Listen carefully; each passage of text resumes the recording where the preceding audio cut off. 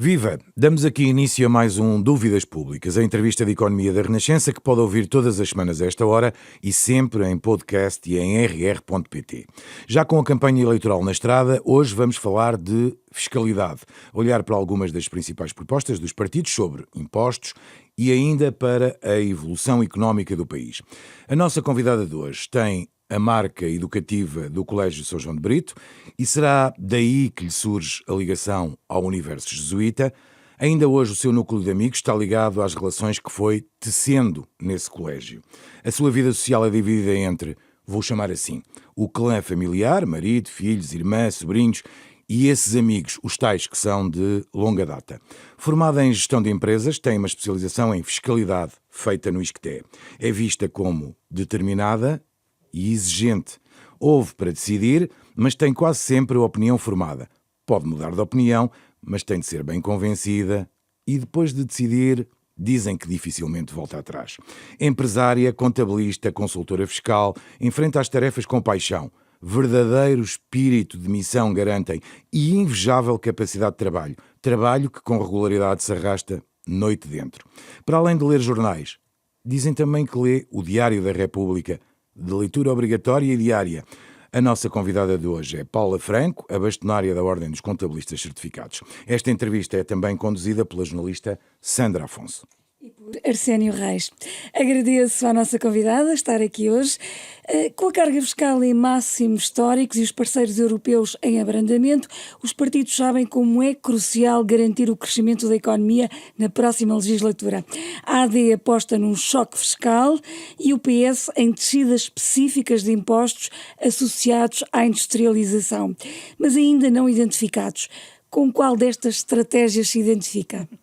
Muito boa tarde, obrigada, bom dia, aliás, ainda é bom dia, obrigada ao convite da Rádio Renascença, à Sandra e ao Arsénio Reis que me vão aqui acompanhar. É um gosto enorme estar aqui a falar sobre uma matéria que agora está tanto em discussão. É bom, por vezes, haver campanhas eleitorais para trazer estes assuntos à discussão e trazer novas ideias. Bom, eu acho que todos os partidos têm boas ideias em relação a este assunto. Mais importante é o que ficar a governar o país que as ponha em prática e que, de facto, faça a diferença em termos económicos. Eu sou muito favorável ao choque fiscal, à descida substancial do IRC, que Estamos é mais falar, uma proposta... As pessoas nos saberem lá em casa... o que é que compõe, não é? Estamos no a fundo falar é uma de proposta da AD. IRC de 21% para 15%. No caso da AD faz essa proposta, mas repare, não quer dizer que seja aos 15%. O que é importante é haver, de facto, uma redução de IRC para motivar as empresas para atrair mais investimento e por várias situações que há uma certa mentalidade em que se temos impostos mais altos há uma tendência a fugir ao pagamento dos impostos, a encapotar custos, a arranjar mais custos. Portanto, eu acho que traria uma fiscalidade mais correta a todas as empresas, a descida dos impostos. Depois temos, por um lado, o outro partido, o PS, que propõe uma redução das tributações autónomas, que também é, no fundo, uma redução de IRC. Aliás, se calhar até se traduz numa redução mais realista do que a da taxa do IRC propriamente dita, porque as taxas de tributação autónoma têm um impacto muito grande no IRC final. Portanto, eu acho que ambas as ideias, e depois de outros partidos também que complementam estas ideias, são todas elas positivas. Acho que tem que sair daquele que for o governante futuro, é uma mexida e um sinal às empresas para as incentivar a continuar os seus investimentos, a melhorar a produtividade, a competitividade, e acho que isso é que são os sinais importantes que não têm existido nos últimos anos. Toda a fiscalidade tem estado muito concentrada nas famílias, embora também os resultados não sejam muito grandes, e muito pouco nas empresas. E as empresas têm de trazer riqueza aos países. E, portanto, a base, na minha opinião, tem que ser nas empresas para depois se traduzir nas famílias. Já agora perguntava-lhe, e acha que faz sentido esta ideia de alguma forma, canalizar ou condicionar os apoios públicos a setores, vou-lhe chamar setores chaves, ou pelo menos a determinados setores da economia, e não estendê-los, digamos, transversalmente? Bom, os apoios públicos não têm tido o sucesso da experiência que temos nos últimos anos, não têm tido os resultados nem o sucesso que se gostaria. Portanto, eu acho que se tem que repensar um bocadinho até essa questão de os direcionar para determinados setores. Existem setores que nunca poderão deixar de estar a ser ajudados, como por exemplo o caso da agricultura, que agora também tem sido muito falado, e que é importantíssimo, que é a nossa alimentação e é uma base muito importante para a sociedade, e porque é um setor que necessita sempre de ajuda. E depois outros que são muito, que as verbas e as ajudas são muito canalizadas, como é o caso da indústria e outros que são fundamentais para o desenvolvimento das economias. Claro que sim, e esses devem ser, na minha opinião, sempre privilegiados. Mas, ainda assim, não nos podemos esquecer dos outros setores de atividade, que são aqueles que criam também muito emprego e que as empresas de menor dimensão também precisam de apoios e de ajudas. Está-se a lembrar, por exemplo, do turismo? Do turismo. O turismo também tem muitos apoios, mas, por exemplo, o retalho, o comércio local, o incentivo a que a produção interna dentro do país seja cada vez mais incentivada e claro que para exportação também, mas também para consumo interno, tudo isto deve ser valorizado. Portanto, não se pode dizer que existam atividades que se deixem de fora. Pronto, então, se a leio bem, admite alguma diferenciação positiva em determinados setores, mas não terminar com os apoios transversais que existem. Exatamente. Muito bem. Quando falamos de crescimento, temos o PS, enfim, um bocadinho mais conservador, a apontar para os 2%, enquanto a AD admite atingir os 3,4% em 2028, se não estou em erro. O que lhe pergunto é, se fosse a Paula Franco a fazer as contas, onde é que situaria este nível de crescimento? É uma pergunta difícil de responder. Onde é que eu situaria? Eu acho que Portugal está no bom caminho no sentido do crescimento. Portanto, eu situaria mais próximo daquilo que a AD pretende. Acha possível atingir em 4 anos, grosso modo, estes níveis, se tudo o resto ajudar, obviamente, e se, nomeadamente, digamos, as circunstâncias internacionais não forem traumatizantes, como foram nestes últimos 2 anos, sobretudo? Eu acho que os desafios são sempre possíveis e acho que estabelecermos metas acima daquilo que é o normal e que é previsível é sempre positivo, porque vamos nos esforçar para as atingir. Acho que a conjuntura internacional e também interna permitem esse crescimento. É preciso saber conduzir bem as políticas e favorecer um pouco toda a conjuntura económica para que esse crescimento se dê. Inclusivamente a confiança dos próprios operadores e intervenientes na economia. E isso é um fator importantíssimo. Por isso, acho que aquilo que resultar destas eleições tem que trazer, acima de tudo, essa confiança. Confiança a todos os investidores, confiança às empresas portuguesas, confiança aos portugueses. E alguma ambição, eventualmente? E alguma ambição, mas a confiança, sabe que a confiança é um fator fundamental. A gestão das expectativas, as expectativas que se pode criar às empresas e às famílias é fundamental para também incentivar e despolutar esse crescimento. Na tributação do trabalho, temos a AD e o PS a prometerem baixar as taxas de IRS, sobretudo para a classe média, e alargar o IRS jovem. Isto é uma admissão da fiscalidade excessiva sobre o trabalho? Não, é normal a fiscalidade interferir nestas questões. Por exemplo, claramente a política que está a ser criada à volta dos jovens é uma política necessária. Portugal está com muita dificuldade em reter talentos, em reter jovens em Portugal e, portanto, percebemos que em todos os partidos existe essa preocupação e nos partidos que estão mais próximos de virem a governar, obviamente que este é um ponto essencial nas políticas que vão construir. Eu acho que ainda se pode ir mais além para os jovens, acho que apesar de tudo já tem existido e tem vindo a ser alargadas essas medidas, agora nos programas também eleitorais voltam a haver medidas para melhorar ainda, ou reduzir a tributação dos jovens e melhorar as suas condições, o que eu acho extremamente positivo. Agora, acho que, dentro daquilo que é a proposta do PS, acho que deve ser alargada a todos os jovens, porque obviamente que nós temos vontade de reter mais talentos e jovens qualificados, mas também temos que reter os outros jovens que também estamos a deixar de ter outro tipo de qualificações. Portanto, acho que deve ser mais abrangente, portanto, concordo aqui com a medida que o PS propõe, mas também acho que ainda pode ir mais além e ser ainda mais, com um imposto mais reduzido, tal como a AD propõe. Portanto, aqui as medidas até são muito próximas, embora com fatores diferentes. E acha que esta descida de IRS é suficiente para reter o talento em Portugal? Acho que não é? Portanto, a diferença salarial de Portugal para outros países é tanta que não é pela diminuição do imposto que retém um jovem, mas ajuda. É mais um incentivo. Claro que a discrepância não é só a diferença entre o imposto. Portanto, o jovem vai olhar para a proposta que lhe é feita e vai olhar para o cômputo geral e não só para a redução do IRS. Agora, há uma realidade, é que Portugal continua a ser um bom país para viver. E os jovens, eu acho que há, e tenho dito isto muitas vezes, eu acho que há duas realidades para os jovens serem de Portugal, que não é só o fator salarial. Há o fator do mundo. Hoje em dia o mundo é global. Portanto, os jovens têm tendência, tal como já nos seus próprios cursos, o Erasmo, as experiências no exterior, hoje em dia é uma realidade. Quando se acaba o seu grau académico e se vai entrar na vida profissional, é naturalíssimo que os jovens queiram experimentar outras zonas geográficas, não é?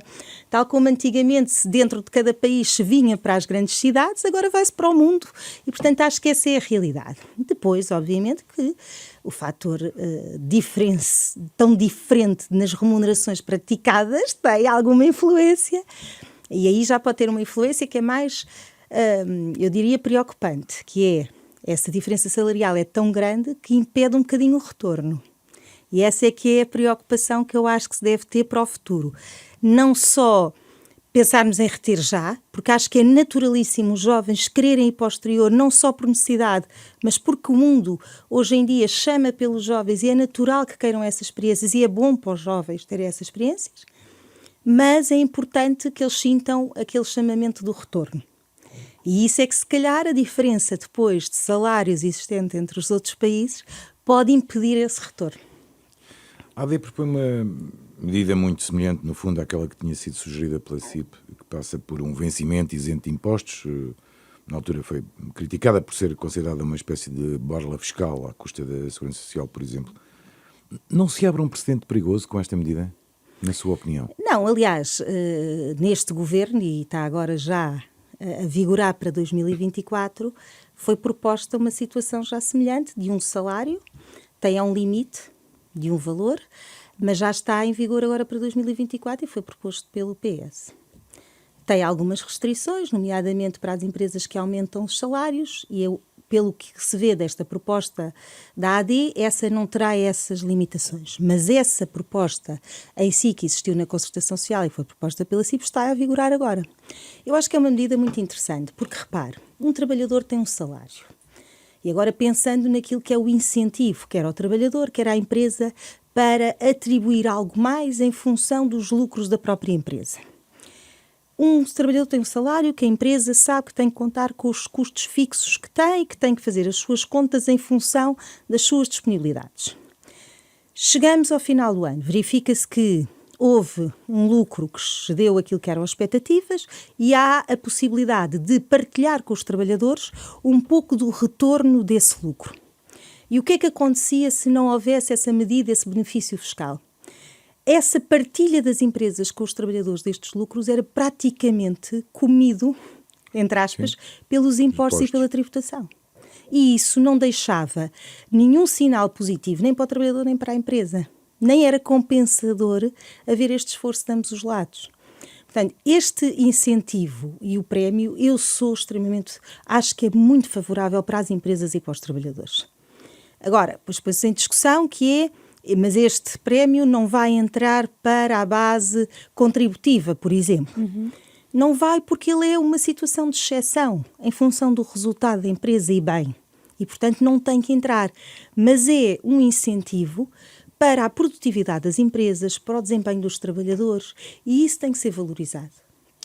Uma novidade desta campanha é o IRS negativo, apresentado pela AD, um novo suplemento remunerativo solidário, que é difícil de explicar até para nós.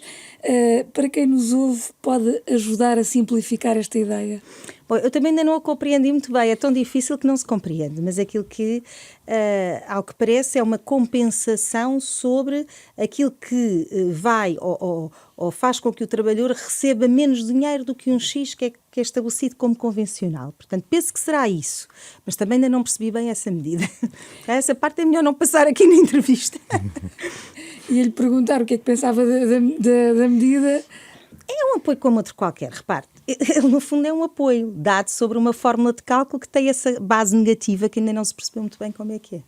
Outra questão que continua a dividir os partidos é a tributação dos lucros excessivos. Eu já sei que a senhora Bastonária, por princípio, é contra. O que gostava de lhe pedir era ajuda também um bocadinho como a Sandra fez, para o contribuinte normal, para o cidadão normal. Não é um bocadinho difícil explicar que não sejam tributados esses lucros excessivos?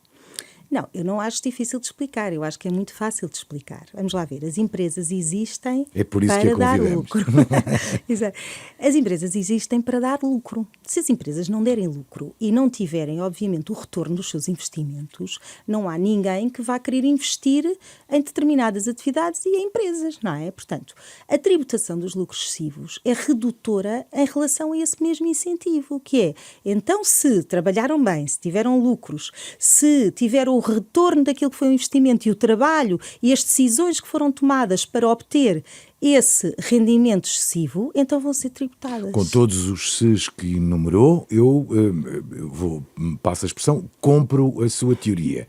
O problema é que se podem colocar outros ses. Se o mercado teve condições anormais que permitiram às empresas, sem nenhum esforço nem nenhuma alteração, a obtenção de lucros de tal forma excessivos que para o cidadão e para o consumidor normal são, enfim, difíceis de entender, mantém a sua posição? Eu mantenho a minha posição, embora perceba que existam situações muito particulares, como foi o caso da energia, que tem a ver com bolsas de mercado. O retalho já não entra tanto aí. Tem a ver com bolsas em que a própria energia foi comprada de acordo com preços e que derivou esses lucros excessivos, e aí, obviamente, que não é um resultado da aplicação do esforço da empresa e daquilo que tem a ver com as suas decisões que resultam nesse lucro excessivo. Portanto, aí já posso equacionar uma exceção porque não resultou do seu próprio esforço. Exato. Agora, no retalho já não é tanto assim. E depois, respondendo um bocadinho em relação à sua questão, então o contrário também é válido. Quando a conjuntura é negativa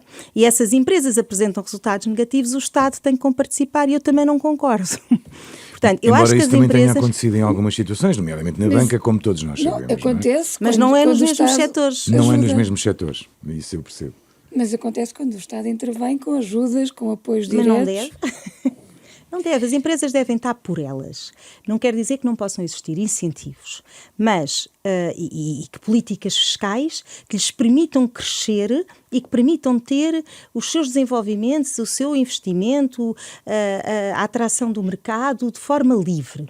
Agora, as empresas têm que crescer por elas, sem ajudas, e se têm ajudas têm que ser muito específicas, lá está, para setores que realmente demonstrem isso, ou em termos gerais e transversais, porque é para todas de forma igual, ou, e portanto têm que trabalhar para o objetivo que é de darem lucro, da sua sobrevivência e da sua sustentabilidade. Tal e qual como tem, se tiverem esses resultados anormais em virtude desse mesmo esforço, não terem que pagar mais impostos por isso. Uma questão ainda em relação a isto, os supermercados e as empresas de energia já pagaram as contribuições em setembro, mas o Governo, as finanças, ainda não divulgaram estes valores. Acha normal? Eu acho normal porque, vamos lá ver, primeiro porque é uma forma de cálculo. Não é? Deve estar a ser ainda verificada se aquilo que foi tributado e apresentado e tributado como lucro excessivo está ou não em concordância com aquilo que está a ser apurado, porque no fundo é uma forma de cálculo que determina a diferença entre esses lucros excessivos. Portanto, tem que ser avaliada se as contas que as empresas apresentaram estão corretas do ponto de vista desse desvio para o lucro e se a tributação está correta. Portanto, também a autoridade tributária não é tão rápida assim a apresentar os seus resultados e a verificação desta condição que estava subjacente. Já que estamos a falar um bocadinho do papel do Estado, gostava de lhe perguntar também na área da habitação, onde uma das medidas emblemáticas são os chamados apoios ao financiamento com garantias estatais para créditos até 100%. Foi pelo menos essa a ideia que passou. O risco não passa a ficar muito, para não dizer quase todo, do lado do Estado? Bom, 100% de garantia significa, ou 100% do empréstimo, significa que pelo menos o imóvel, e no caso da habitação, que é o que estamos a falar, nas medidas de mais habitação, significa que pelo menos o imóvel vale aquilo. Portanto, não creio que exista um risco que vá por ir além nesta medida. Eu acho que é uma medida muito positiva por um motivo. E se nós olharmos para 20 anos, 30 anos atrás, como é que os jovens dessa altura e as famílias dessa altura adquiriram habitações? Adquiriram habitações porque o financiamento era a 100%. Verdade. Como Todos é que nós as vivemos famílias... durante anos com esse financiamento a 100%. Pronto, e foi isso mas que há uma possibilitou razão para ter deixado de haver financiamento. o risco. Pronto, o risco. Porquê? Porque houve uma bolha imobiliária em que a valorização dos imóveis estava a ser feita acima daquilo que era o seu valor real. E uma acumulação de mal parado. E uma acumulação de mal parado. Se calhar não tanto nestes que foram avaliados da forma correta. Se calhar o mal parado foi em circunstâncias que não são tão claras e transparentes. Agora, a verdade é que nenhum jovem, sem ser com ajudas, e as famílias portuguesas não têm assim tantas poupanças para poder ajudar até os pais ajudarem os filhos a ter 20% ou 30% ou 40%, como agora estava a ser exigido, para a entrada na compra de uma habitação, quando as habitações estão aos preços que hoje conhecemos em todo o país, não é só já no centro de Lisboa, nem no centro do Porto. Sim, a questão é que esses 20% É generalizado. na atualidade têm uma dimensão Uma completamente dimensão diferente. muito não é? grande.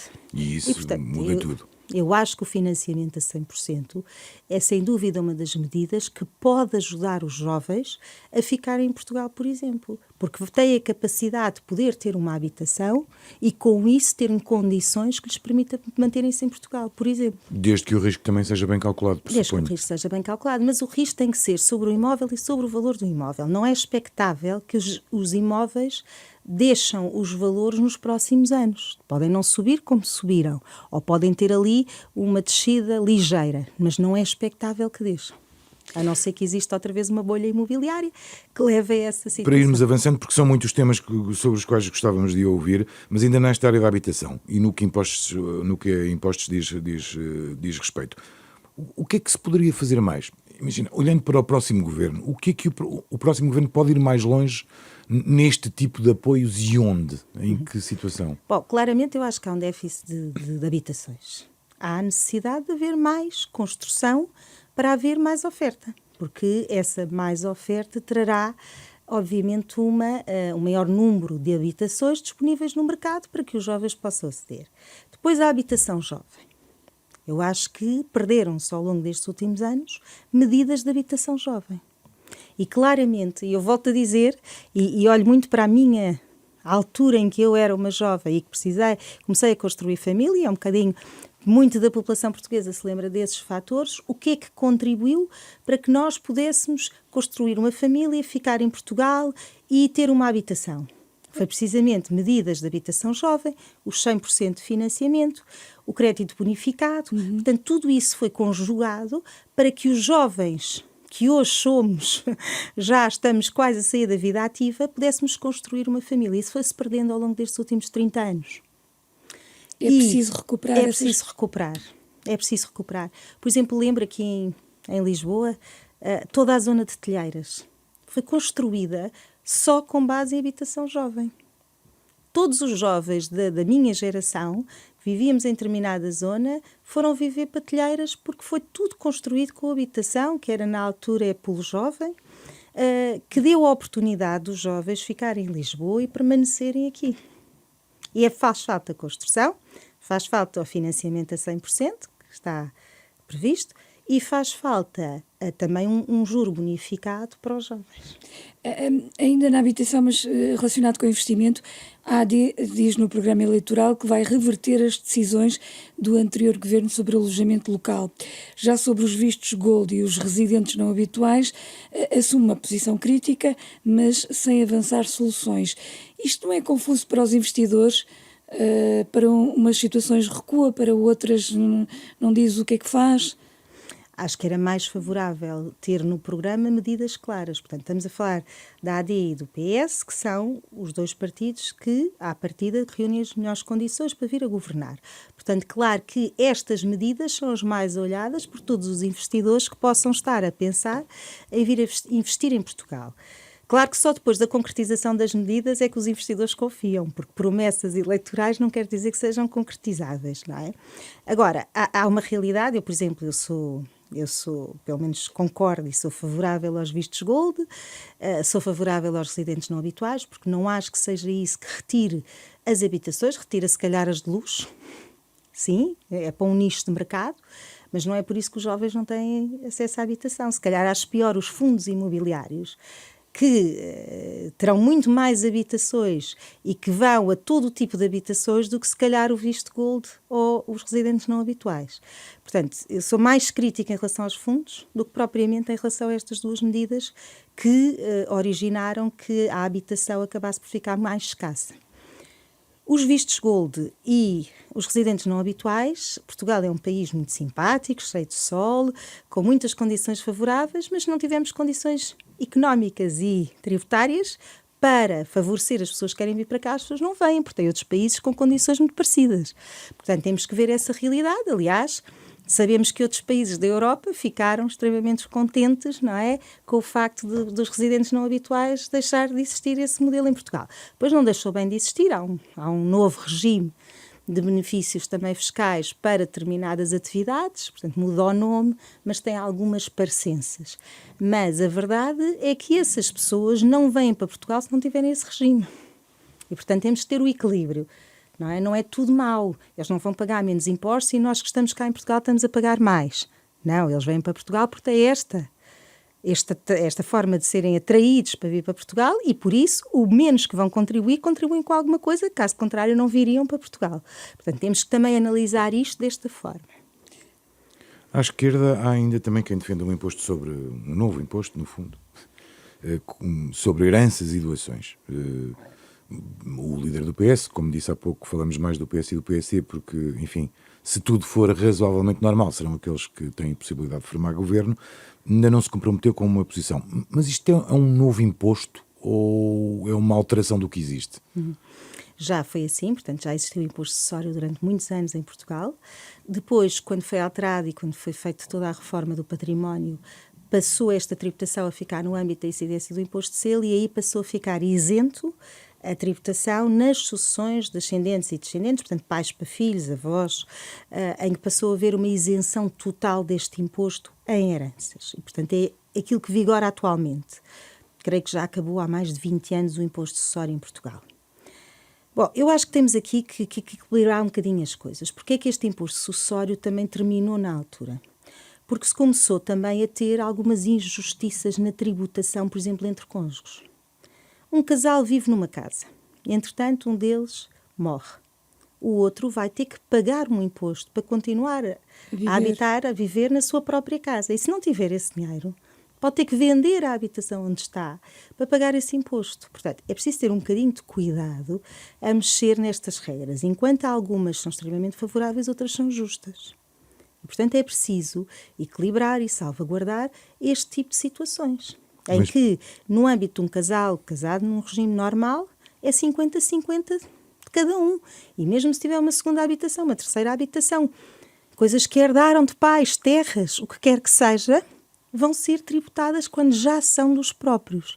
E, portanto, tem que se ter um cuidado. Diferente poderá ser para filhos, enfim, outro tipo de herança ou o beneficiário. Mas, por princípio, é favorável à existência deste tipo de imposto? Apesar de recomendar bom senso, como acabamos de ouvir. Olha, eu acho que em Portugal tributa-se demais. Não quer dizer que nos outros países da Europa não se faça. Mas, em relação ao património, nós somos tributados quando temos rendimentos. Somos tributados. Geramos poupanças, investimos e, quando há uma venda desse património, somos tributados. Quando mantemos esse património, somos tributados. E quando se morre, somos tributados. É um bocadinho como se costuma dizer, em tom de brincadeira, somos tributados porque sim e porque não. Pronto. Portanto, eu acho que tal como está o imposto agora sucessório, que é imposto de selo, acho que está mais correto. Porque senão origina uma coisa que as pessoas não se podem esquecer quando enverdarem por esse caminho, que é, por exemplo, a habitação acabar por ter que ser vendida. Filhos que herdem uma habitação e que vão ter que ser tributados, a probabilidade de terem que a vender porque têm que pagar o imposto que vai derivar daí é muito maior e, portanto, mais uma vez, leva a que os imóveis vão parar às mãos de fundos de estrangeiros e deixem de estar na mão de portugueses. Até casas de família. Até casas de família. Mudando de assunto, também outra medida polémica, e o líder do PS, Pedro Nuno Santos, também ainda não esclareceu qual é a posição dele, se avança com o englobamento de todos os rendimentos no IRS, uma medida que tinha sido incluída no último programa eleitoral do PS, e é apoiada pelo Bloco e pelo PCP, e o que eu lhe perguntava é quem é que beneficiaria com esta mudança tão drástica? O Estado beneficiaria porque ia cobrar mais impostos, não é? Agora, não, lá está, as taxas liberatórias ou especiais que existem por alguma razão. Portanto, por exemplo, em relação a investimentos.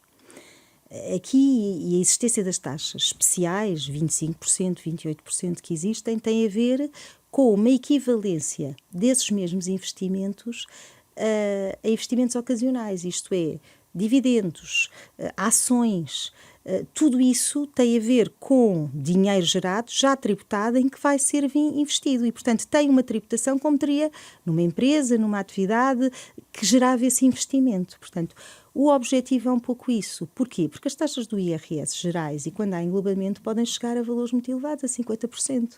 E, portanto, mais uma vez, se todos os rendimentos forem englobados, o que vai acontecer é que vai inibir determinados investimentos. É contra? Eu sou contra. Aliás, acho que a categoria B devia ter uma taxa especial também e não ser englobado. Estamos a falar de impostos, portanto, ausente dos programas eleitorais, continua também a tão reclamada reforma dos benefícios fiscais. É uma oportunidade perdida, digamos assim, ou não era realmente urgente? Não, é urgente. Há benefícios fiscais muito importantes e que não se podem deixar cair. E há que os rever, porque alguns já estão há alguns anos. Aliás, eles caducam, muitos deles, dos benefícios fiscais de 5 em 5 anos. E é necessário fazer uma revisão profunda sobre os benefícios fiscais. Eu também sou favorável a benefícios fiscais, aí é um bocadinho mais uma medida mais à esquerda, mas sou mais benéfica na existência de benefícios fiscais. Porquê? Porque faz a distinção entre as empresas. Se as empresas capitalizam ou fazem investimentos com capitais próprios, portanto, devem ter algum benefício fiscal em retorno desse seu esforço.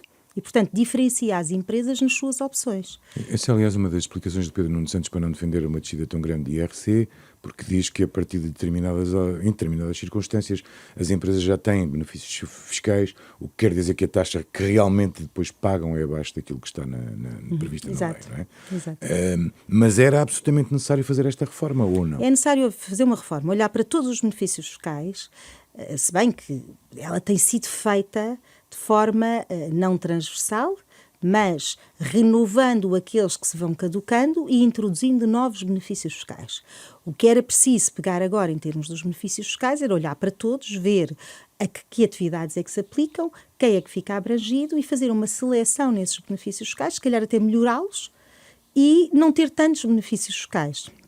Porque os benefícios fiscais têm uma característica, claro que isto é muito bom para os contabilistas certificados, que são os únicos que acabam por dominar a aplicação e que os aplicam, mas os benefícios fiscais não são muito palpáveis para o empresário em si, para o empresário conhecer os benefícios que pode ter a fazer quando faz determinadas opções nas suas empresas. E por isso é que estes benefícios fiscais deviam ser simplificados. Portanto, esse olhar para os benefícios fiscais, reestruturar os benefícios fiscais, também tem esta vantagem, torná-los mais simples, mais fáceis de apreender por um empresário que queira tomar ou fazer determinadas opções e que não sejam tão técnicos para não se perceberem tão bem. E já agora, seria necessária uma reforma fiscal mais alargada, nomeadamente para acabar com a multiplicação de taxas, taxinhas e todas as coisas que nós falamos com alguma frequência? E com que objetivos devia ser feita essa reforma, para obter a sua opinião, no fundo? Bom, nós temos uma fiscalidade muito complexa. É muito bom para os contabilistas certificados, para os consultores fiscais e para os advogados. Mas muito difícil para o cidadão. Mas muito difícil para o cidadão. Olha, por exemplo, um dos códigos mais difíceis é o do Código do IRS, que é aquele que devia ser mais fácil de apreender por todos. É um dos códigos mais difíceis. Portanto, claramente, uma simplificação fiscal é favorável para qualquer país. Ter as normas fiscais perceptíveis a todos os utilizadores é algo que salvaguarda e dá confiança a toda a economia. Portanto, isso é fundamental. Mas nós aqui em Portugal nunca somos muito simplificadores nestas matérias. Os nossos códigos são extremamente confusos e eu fico sempre muito assustada quando se quer simplificar, porque normalmente não se simplifica, complica-se. Depois, a par disto, temos a quantidade de obrigações, burocracia, que, não sendo diretamente ou não estando diretamente a ver com tributação, também está muitas vezes vertida em códigos fiscais e na legislação fiscal. E que traz muitas complexidades para as decisões que as empresas têm de tomar, para o conhecimento que cada entidade, famílias, quer do ponto de vista singular, quer do ponto de vista coletivo, se tem que ter sobre as matérias fiscais. Segundo o INE, em 2022, a fiscalidade verde rendeu mais de 12 milhões de euros por dia ao país, apesar de ter descido o ISP, o Imposto sobre os Produtos Petrolíferos. Portugal é um dos que mais cobra nesta área. Há aqui margem para alguns alívios, nomeadamente no automóvel e no combustível? Bom, os impostos verdes são, primeiro, o seu objetivo Ambiental. é mudar comportamentos, não é? Para trazer, obviamente, melhorias ambientais. Mas, na prática, não é bem assim. O objetivo final em Portugal, se calhar, é mais arrecadar um imposto do que propriamente ter este benefício. Enfim, é muito discutível. Eu acho que a tributação e os impostos verdes, acho que são medidas que devem ser aplicadas precisamente para mudar comportamentos, mas só para isso. Não devem depois atingir, porque quando nós falamos em que estes impostos atingiram determinados montantes, é em 2 ou 3 impostos, não é na quantidade de impostos verdes que existem. Portanto, estão tipificados, principalmente no ISP. Portanto, há que ter aqui um equilíbrio, porque isso é claramente um imposto e não é um imposto para mudar comportamentos. Até tendo em conta os salários pagos no país, não devia haver limites a esta receita? Só que é sobre o consumo, portanto é um imposto indireto, não é? E o imposto indireto não tem a ver também, não consegue materializar qual é o rendimento do português que paga mais desse imposto ou que tem uma consequência direta, para além de haver os transportes públicos, os incentivos nos transportes públicos. Portanto, não é uma medida que seja facilmente, que se diga que está a afetar diretamente os portugueses e agora vamos retirá-la. Outra questão é uma medida que tem andado em sucessivos avanços e recuos, é o IVA sobre os sacos plásticos leves, aqueles da fruta e do pão. Acabou adiada e ninguém fala dela, é por não ser popular e estarmos agora em eleições. Eu não acho que ela não seja popular, eu acho que é difícil de implementar. E nós que na prática, enfim, fazemos compras, percebemos que o custo de um saco teve efeito. Hoje em dia, a maior parte dos portugueses já leva sacos quando se vai às compras e já evita comprar. Portanto, é uma medida que todos nós conseguimos avaliar que teve impacto. Agora, esses sacos mais pequenos da fruta, do pão, já são mais difíceis de substituir ou de quem vai às compras levar na sua mala algo alternativo para trazer esses bens. E por isso, se calhar, haver aqui alguns adiamentos, porque é difícil de contornar essa aplicação e, portanto, passa a ser quase um custo, porque não se consegue ter medidas ou que o consumidor tenha medidas alternativas e que as transporte para fazer face a isso. É mais difícil. E eu creio que há mais aqui, esta prorrogação tem mais a ver com isso, com a dificuldade da implementação. Mas acredito que é mesmo para avançar. Eu acho que deve ser para avançar. Claramente os sacos plásticos, e temos a experiência dos sacos de maior dimensão, que acho que todos temos a experiência, e se conseguimos reconhecer o resultado, qualquer um de nós, enquanto consumidor, reconhece o resultado e teve um resultado que de certeza que teve impacto na utilização de sacos de plástico. O Estado anda a devolver finalmente o IUC, o Imposto Único de Circulação, cobrado a mais no caso dos carros importados em segunda mão. Ainda assim, não sei se serão bem conhecidos os dados dessas correções desde 2020. Não devia haver mais transparência também na máquina fiscal, e temos falado muito aqui da máquina fiscal como um todo, mas nestes casos específicos não deveria haver mais transparência? Sem dúvida. Eu acho que é um dos grandes problemas de Portugal e eu sou muito crítica em relação à autoridade tributária nesse aspecto.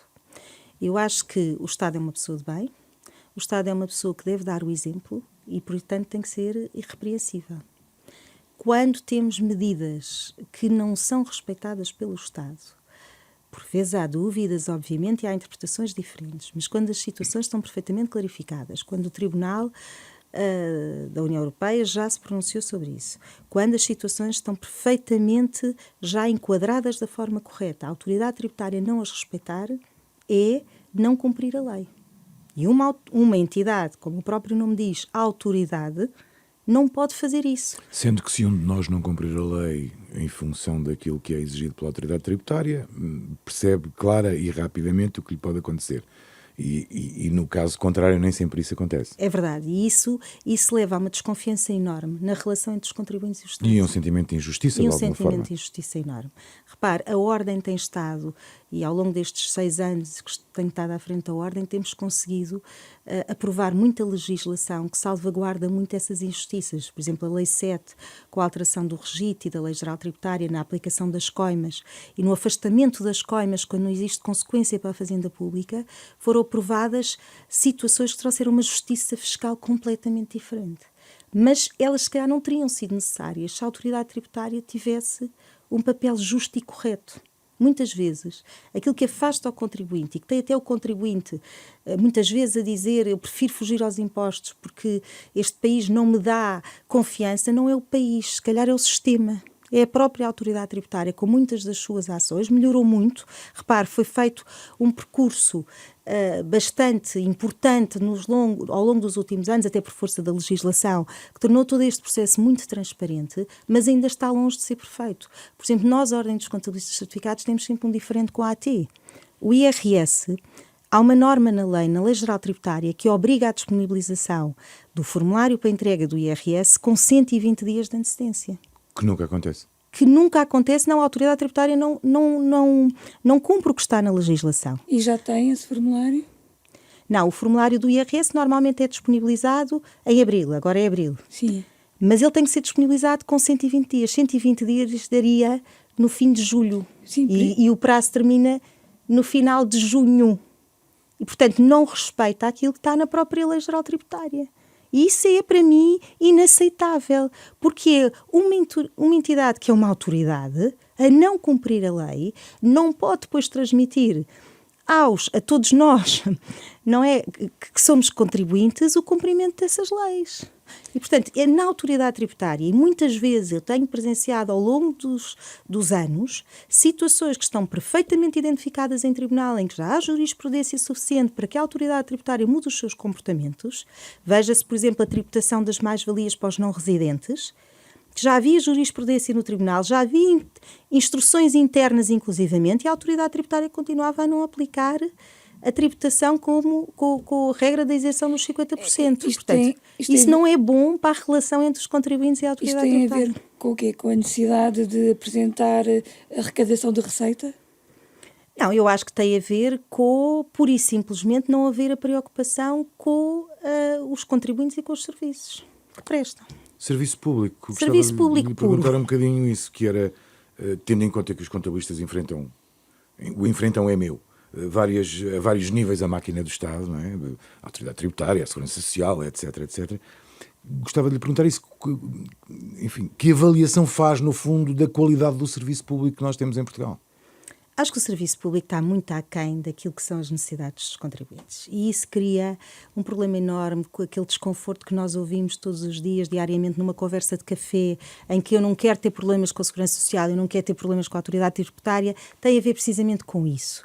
Não existe o verdadeiro serviço público. Repare, eu estou a generalizar, obviamente que existe muita gente a trabalhar na autoridade tributária que é exemplar e que está ali para servir o contribuinte, tal como na Segurança Social, porque são aqueles serviços que nós estamos mais ligados, mas também existe ainda muita ideia daqueles locais que têm muito aquele pequeno poder instalado, em que não se preocupam com a justiça e com a aplicação das leis, mas sim com perturbar ou exigir e quase condicionar os contribuintes em determinadas matérias. E isso é que não pode acontecer. Claro que o contribuinte hoje em dia está muito mais informado e é muito mais difícil, mas ainda tem do lado dos serviços públicos um obstáculo na maior parte das vezes. E isso não pode acontecer.